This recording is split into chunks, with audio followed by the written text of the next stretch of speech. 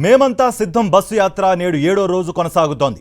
చిత్తూరు జిల్లా అమ్మవారిపల్లె నుంచి నిన్న రాత్రి బస చేసిన ప్రాంతం నుంచి బస్సు యాత్రను ప్రారంభించారు సీఎం వైఎస్ జగన్.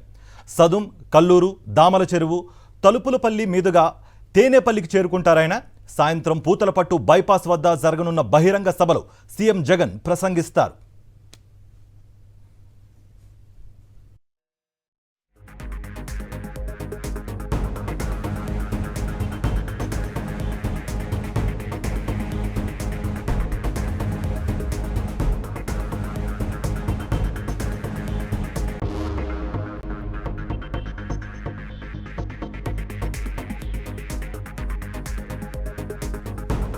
మేమంతా సిద్ధం బస్సు యాత్ర నేడు 7వ రోజు కూడా కొనసాగుతోంది.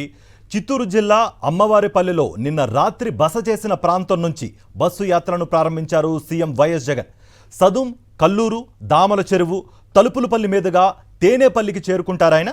సాయంత్రం పూతలపట్టు బైపాస్ వద్ద జరగనున్న బహిరంగ సభలో సీఎం జగన్ ప్రసంగిస్తారు.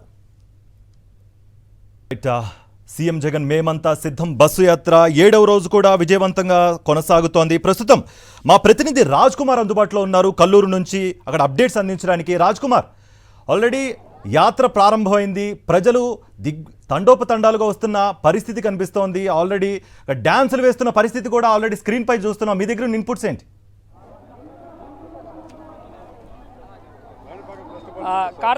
కార్తీక్, దిగ్విజయంగా జైత్రయాత్ర అనేది కొనసాగుతోంది. సో రైట్ నౌ చంద్రగిరి కాన్స్టిట్యున్సీకి సంబంధించినటువంటి కల్లూరు దగ్గర ఉన్నాము. మనం ఒకసారి చూపించేటువంటి ప్రయత్నం కల్లూరు దగ్గర ఉన్నాము. సో పొంగనూరుకు సంబంధించినటువంటి నియోజకవర్గంలో ఉన్నాము.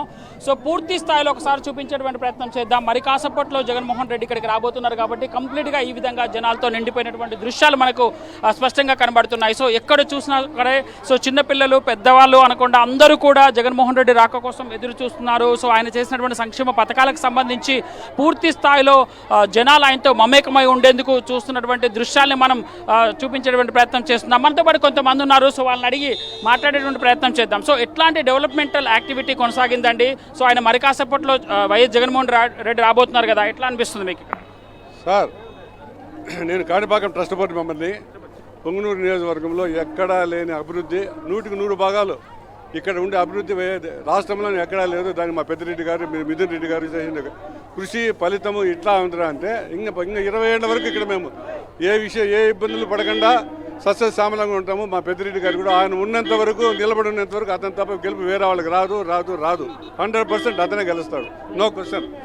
సో అంటే సంక్షేమ పథకాలకు సంబంధించి వాలంటీర్లను ఆప్ చేసేటువంటి ప్రయత్నం చేశారు. సో ఇవ్వాలంటున్నారు, మళ్ళీ సంక్షేమ పథకాలు ఇవ్వాలని చెప్తున్నారు. అంటే సంక్షేమ పథకాలు వద్దని వాలంటీర్లను ఆపుతూ ఇంకోవైపు సంక్షేమ పథకాలు ఇస్తా అని చెప్తున్నారు. వీళ్ళని నమ్మొచ్చా సార్ ఇలాంటి వాళ్ళని? ఎల్లో మీడియా కుటీల ప్రశ్న ఇవన్నీ వాళ్ళు ఎందుకు చేస్తారు అన్నీ తెలుసు. ప్రజలు కూడా నమ్మరు. ఇప్పుడు ఏ విషయంలో కూడా ప్రజలు చాలా క్షుణ్ణంగా ఉన్నారు.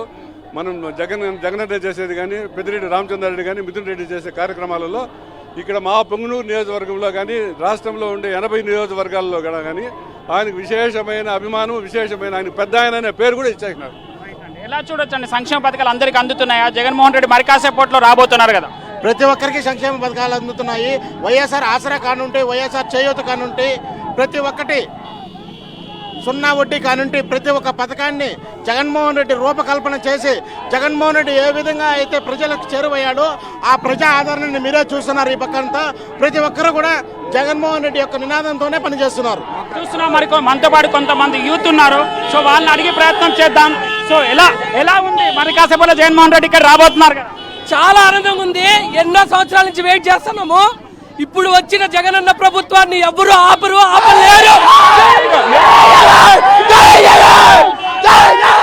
యూత్ అంతా చూడొచ్చు మొత్తం కూడా. సో ఎట్లా అనిపిస్తుంది మరి కాసేపట్లో జగన్మోహన్ రెడ్డి రాబోతున్నారు?